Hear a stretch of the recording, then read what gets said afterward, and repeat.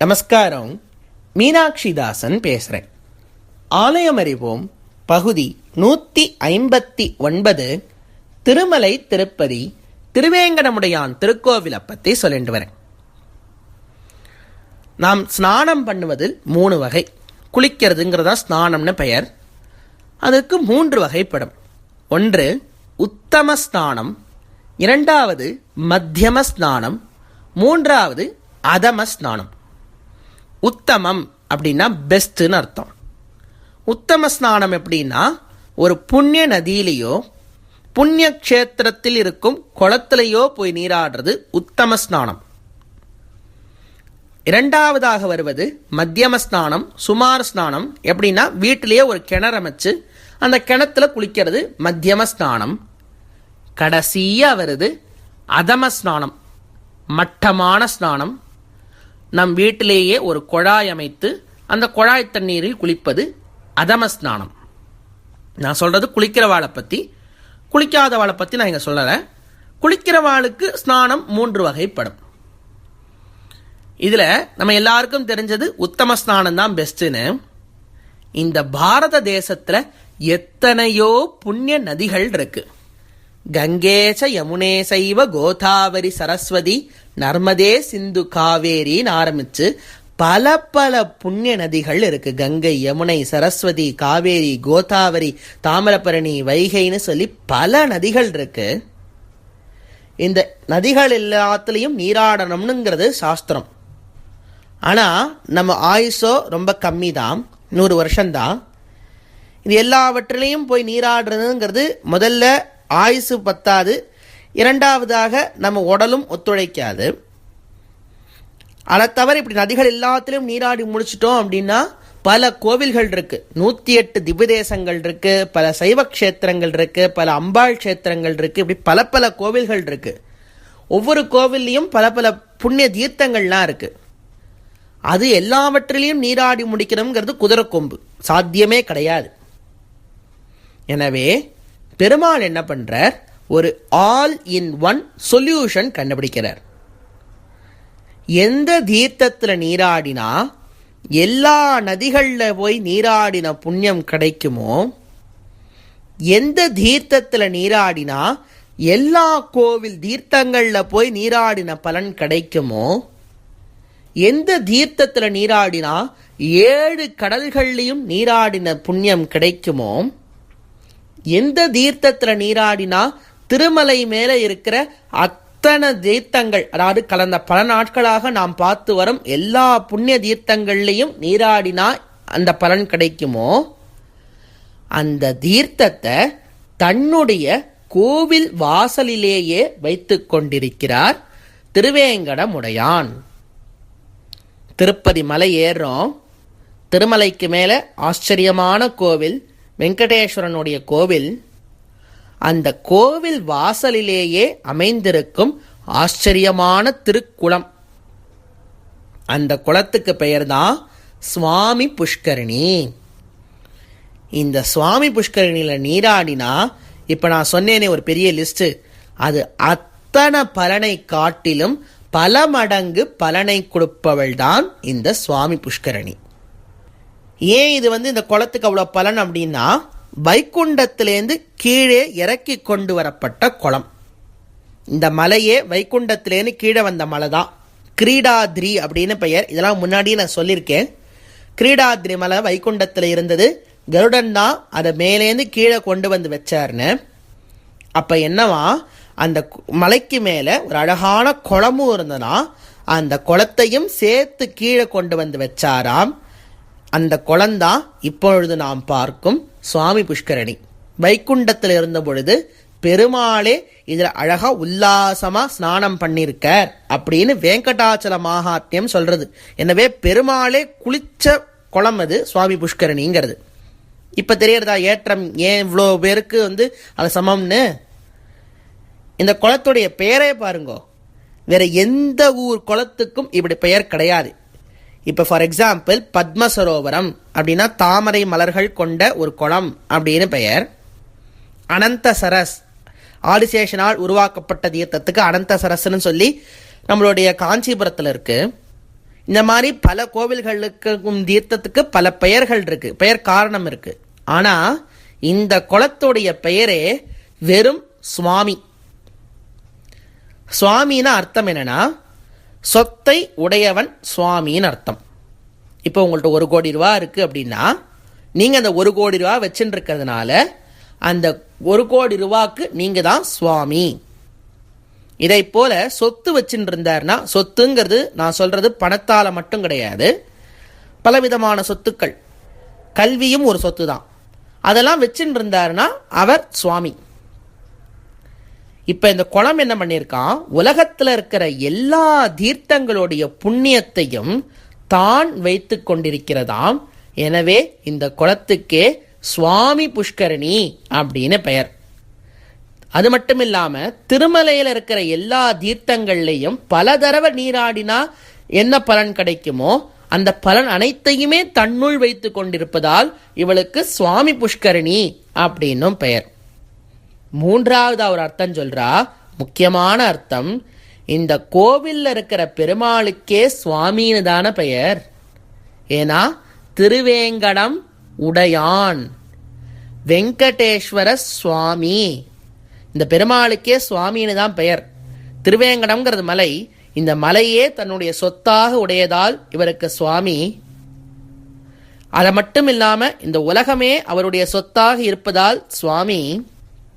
நம் எல்லா ஜீவாத்மாக்களுமே அவருடைய சொத்தாக இருப்பதால் சுவாமி. வைகுண்டமே அவருடைய சொத்தாக இருப்பதால் அவர் சுவாமி. இத்தனை சொத்தை உடைய பெரிய சுவாமியான இந்த திருவேங்கடமுடையானுடைய குளமாக இருப்பதால் அவளுக்கும் சுவாமி புஷ்கரணி அப்படின்னு தான் பெயர். இதுல சொல்லும் பொழுது டெக்னிக்கலா பார்த்தா சுவாமினின்னு சொல்லுவா. ஏன் அப்படின்னா குளம், நீர்நிலை எல்லாமே ஸ்திரீலிங்கமா தான் சொல்லுவா, புல்லிங்கமா சொல்ல மாட்டா. ஸ்திரீலிங்கமா சொல்றதுனால சுவாமினின்னு அவளுக்கு பெயர். ஆனா ஜென்ரலா நம்ம சொல்லுவது சுவாமி புஷ்கரணி. அழகான பெரிய குளம். இந்த குளத்துல ஒரு தடவை, நம்ம ஆயுசுங்கிறது 100 வயசு, இந்த 100 வயசுல ஒரு தடவை இந்த குளத்துக்கு போய் ஒரே ஒரு தடவை முழுக்கு போட்டா கூட நமக்கு எல்லா பலனும் கிடைச்சிருமா. தர்ம, அர்த்த, காம, மோக்ஷ, அறம், பொருள், இன்பம், வீடு, இந்த 4ம் இந்த சுவாமி புஷ்கரணியில ஒரு தரம் நீராடி விட்டாலே கிடைத்து விடுமாம். அப்படிப்பட்ட உயர்ந்த தீர்த்தம் தான் இந்த சுவாமி புஷ்கரணி தீர்த்தம். ஒரு 1.5 ஏக்கர் பெரிய தீர்த்தம் இது. இந்த தீர்த்தத்துக்கு நடுவுல அழகான மைய மண்டபம் அமைஞ்சிருக்கு, 16 கால்களுடன் கூடிய அழகான மண்டபம். இந்த மண்டபத்தை சாளுவ நரசிம்மராயர் அப்படிங்கிறவர் 1468 கட்டி வச்சிருக்கார். அந்த காலத்திலே 600 வருஷத்துக்கு முன்னாடி கட்டின மண்டபம் அங்கே நடுவில் இருக்கு, குளத்துக்கு நடுவில். இந்த குளத்துக்குடைய படிகள் எல்லாத்தையுமே அன்னமாச்சாரியா போட்டிருக்கா. தாளப்பாக்க அன்னமாச்சாரியர்னு ஒரு பெரிய மகான் ஒருத்தர் இருந்தார், அவரை பற்றினா பின்னாடி பார்ப்போம். அவர் தான் இந்த குளத்துடைய படிக்கட்டெல்லாம் அமைச்சிருக்கார். அது மட்டும் இல்லாமல் இந்த குளத்துக்கு இன்னொரு ஏற்றம் இருக்கு.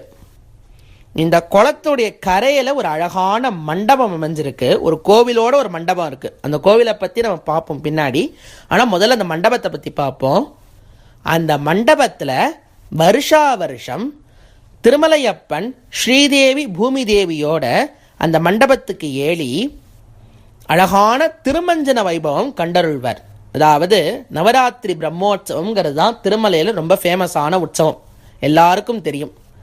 அந்த நவராத்திரி பிரம்மோற்சவத்தின் கடைசி நாள் சக்கர ஸ்நானம் அப்படின்னு பெயர். அவபிரத ஸ்நானம் அது. அந்த அவபிரத ஸ்நானத்தின் பொழுது பெருமாளே இந்த குளத்தங்கரைக்கு அழகா திருமஞ்சனம் அபிஷேகங்கள்லாம் கண்டருளி கடைசியா அவருக்கு முன்னாடி இருக்கும் அழகான சக்கரம், சக்கரத்தாழ்வார் இருப்பார். அந்த சக்கரத்தாழ்வார அந்த பட்டாச்சாரியர்கள் அனைவரும் தூக்கி கொண்டு இந்த சுவாமி புஷ்கரணியில 3 தரம் முங்க வைப்பா. அப்ப நம்ம போய் அந்த குளத்துல நீராடினோம்னா நம்ம மோட்சம் கன்ஃபார்மா டைரக்டா பெருமாள் கூப்பிட்டு மோட்சம் கொடுத்துருவாராம் நாம் இறக்கும் தருவாயில. அந்த அளவுக்கு புண்ணியம் இந்த சுவாமி புஷ்கரணியில சக்கரஸ்நானத்தின் பொழுது நீராடுவது, அவ்வளோ முக்கியம் அது. லட்சோப லட்சம் மக்கள் அப்படியே குமிஞ்சிருப்பா, திருமலையே அல்லோலப்படும். ஆனால் அந்த டயத்தில் நமக்கு கிடச்சுடுத்துனா நமக்கு டைரெக்டாக மோட்சம் கன்ஃபார்மாக. இத்தனை ஏற்றங்கள் வாய்ந்த குளத்துக்கு பெருமாளே மரியாதை பண்ணுறார் இந்த ஊரில்.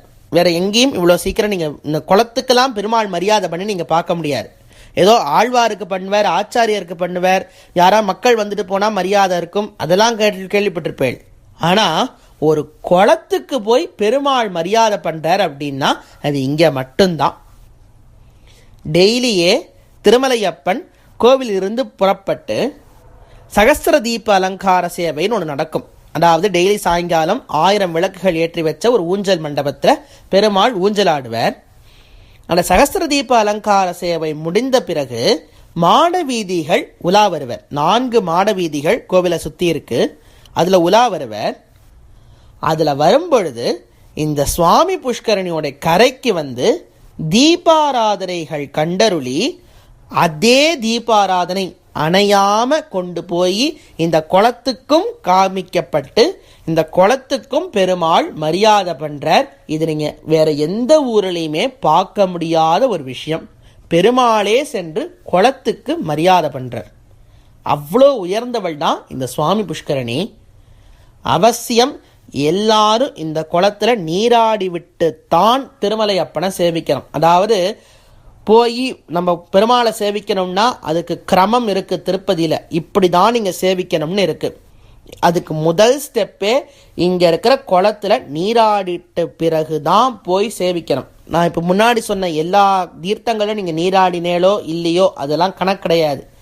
ஆனால் சுவாமி புஷ்கரணியில் போய் குளிச்சுட்டு தான் போய் பெருமாளை சேவிக்கணும். அப்போ தான் நம்மளுடைய யாத்திரை முழுமை அடையும். இதை பெருமாளே வாய் திறந்து சொல்லியிருக்கார். வெங்கடாச்சல மகாத்மியத்தில் இருக்கு, அகஸ்தியர் சொல்லியிருக்கார். ஏன்னா இந்த குளத்துக்கு அவ்வளோ சிறப்புகள்.